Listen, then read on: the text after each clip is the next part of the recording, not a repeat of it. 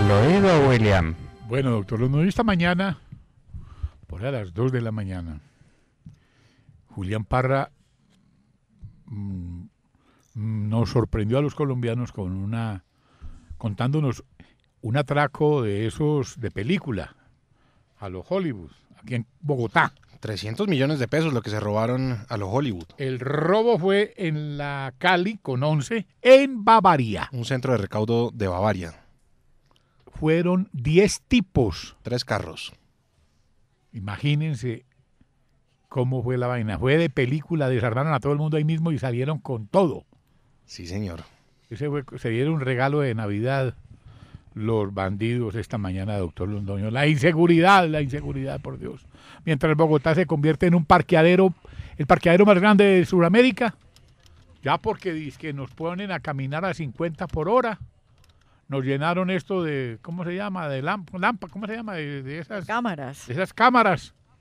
Y entonces ayer le dije a un señor, ¿podemos aumentar un poquito? No, señor, si me paso de 50, aquí están las cámaras ahí por la 30. No, pero pasar de 50 en Bogotá es complicado si no es a las 4 de la mañana, ¿no? Entonces, bueno, se puede imaginar. ¿Quiere que le cuente otra cosita al oído? Cambiando de tema. Claro que sí.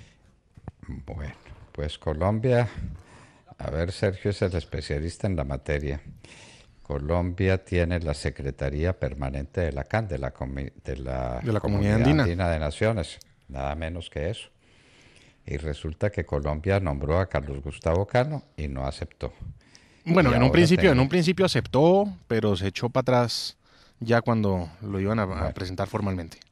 El sagrado derecho a la depatraciada. La patraciada, sí. Muy bien. Y entonces ahora tenemos otro acontecimiento. Sí, porque entonces el nombre presentado ante la CAN fue el de Héctor Quintero Arredondo, un reconocido político colombiano. Que fue secretario del Partido del Centro Democrático. Y fue embajador en Lima. Y fue embajador en Lima, luego conocía el sitio. ¿Y qué le pasó? Pues lo nombraron, se posesionó, me parece, en el mes de noviembre. A los 4 días de haber estado trabajando presentó una excusa médica, se devolvió a Colombia y ahora se conoce pues que renunció a su cargo aparentemente por motivos médicos. Hay algo de molestia en Lima de los otros países miembros porque pues Colombia lleva dilatando mucho este tema y ya cuando se creía que había alguien en propiedad que iba a asumir las riendas de la CAN, que sí que se requiere además, pues vemos que hay este revés. ¿Qué irá a pasar ahora? Pues no se sabe si Colombia mantendrá o no el turno de la Secretaría Permanente o si por el contrario será Perú o Bolivia el siguiente país en asumir. ¿Y cómo se renunció a una cuestión tan importante como esa? No, bueno, aparentemente son motivos médicos que han obligado hacemos votos porque no sea una situación grave la del doctor Héctor Quintero Arredondo, una excelente persona, un hombre de muchas condiciones, y esperamos que no tenga problemas de salud. Grave. La reunión, que no sean graves. Pero la situación de Colombia es serio y la CAN, como cualquiera de esas otras organizaciones, sin un aparato ejecutivo central, no sirve para nada. Es como la Dirección Nacional de Estupefacientes que la reunieron aquí en Bogotá y no nombraron a nadie y sin un secretario. Ahí no hay coronel Plazas, que era el que le daba vida en la época de Álvaro Uribe y que fue lo que hizo posible la lucha contra el narcotráfico. Esto, diciendo cosas en una reunión, no se soluciona el problema. Sí, es un avión sin piloto. Pues más o menos. Así es la vaina, porque es que es demasiado delicado el tema y eso necesita una gerencia como la que tuvo el coronel Alfonso Plazas Vega. No, y el tema de la CAN, que en este momento de la migración venezolana tanto podría aportar y ayudar y que también necesita una batuta, pues vamos a ver qué va a pasar y si Colombia volverá o no a postular un nombre y cuál será ese nombre. En todo caso ya van 2 personajes que aceptan pero no aceptan. Uy. Carlos Gustavo Cano y de lujo. Arredondo. De lujo, Carlos Gustavo Cano. Y Héctor Quintero Arredondo, un personaje muy significativo.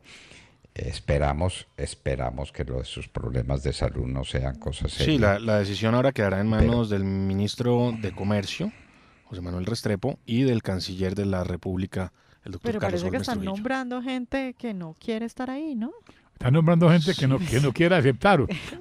Sí. No, y Quintero fue y se posesionó, pero a los 4 días de haberse posesionado, como que se echó para atrás. Eso tiene un agridulce que suelta Vanessa. Bueno, ¿qué pasó ayer con el señor presidente Duque y la bancada? No sé si es la bancada de él. Sí, señor, la bancada del presidente Iván Duque y él se reunieron ayer en la casa de Nariño. Parte de la bancada, perdóneme. Parte de la bancada, la del Centro Democrático. Sí, señor. Usted nos dijo ayer que no iba en Colombia Justa y Libre, pues que también es parte del gobierno. Que no iba sí, señor, ni el Partido Conservador, ni los de la U que son disidentes, ni los liberales que van a adherir en enero. No, solamente el Centro Democrático, su partido de gobierno, se reunió con él ayer. El único personaje que no es del partido de gobierno, pero que apoya las iniciativas del Partido Centro Democrático y que los acompañó fue el famoso senador Manguito, que pertenece a los decentes, pero es más uribista que el mismo presidente Uribe, el señor Jonathan Tamayo. El Manguito rotador. Jonathan Tamayo. Sí. Pues ellos estuvieron ayer en la casa de Nariño sentados con el presidente Iván Duque y el balance no puede ser mejor. He sondeado con varios de los senadores y representantes a la Cámara sobre lo que fue esa reunión y dicen que se centró en esencialmente los puntos sobre lo que fue el balance legislativo de lo que ocurrió desde llegado el presidente de la República y el nuevo Congreso. ¿Ser mejor? No, yo no he dicho eso. Estoy contando cuáles fueron los puntos. Allá. El balance legislativo y los proyectos legislativos para la vaina por dónde era. Los proyectos legislativos para el año 2019 y también hubo una muy cordial, muy bonito reconocimiento del presidente Iván Duque al presidente Álvaro Uribe Vélez por el liderazgo, por todo el trabajo que hizo en el Congreso de la República, porque realmente fue el hombre orquesta, fue el artífice de lograr lo poco que se hubiera logrado en el tema de la reforma política, en el tema de la ley de financiamiento, el tema de la superintendencia de salud, las leyes la reforma a la justicia. La reforma a la justicia no, porque no pasó. Bueno, esa no se puede contar como uno de los éxitos. La política tampoco. Sí, señor, la reforma a la política, sí. En los asuntos esenciales. No, el corazón de la reforma, que era la lista cerrada, se cayó. Pero claro, se cayó, pero está buscando volver a introducir los temas en los 4 debates que hace falta, porque no es un tema definitivo, como ayer lo decíamos con la columna del señor Gustavo Álvarez Gardiazabal y los cupos indicativos. Está parecido a lo del que estuvieron velando en Cali 10 días. Sí, esperando que resucitara y no pudo resucitar. En suma, la reunión fue muy buena, los congresistas estaban muy satisfechos, el presidente Iván Duque muy cercano con todos ellos, casi que se reunió con cada uno en medio de la reunión en la que departían en la mañana y pues muy satisfechos con su presidente y el presidente de los colombianos.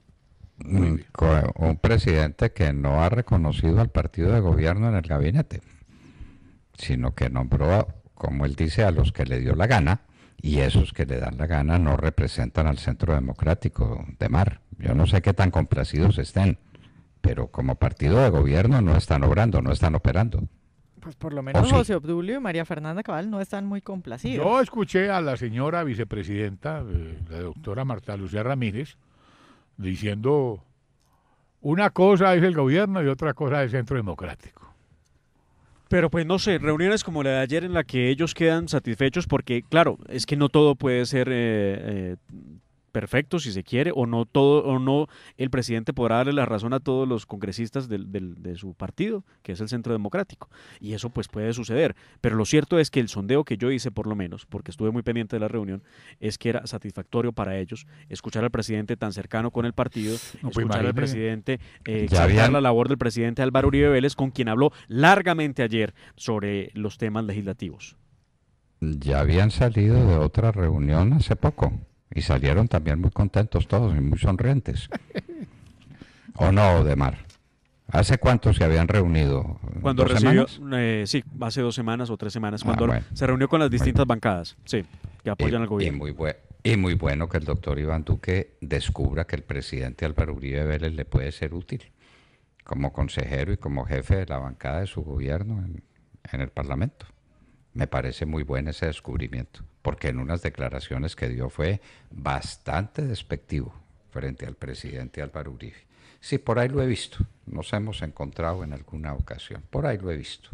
No, eso no se le puede decir a un hombre de la condición de Uribe, a quien Duque se lo debe todo.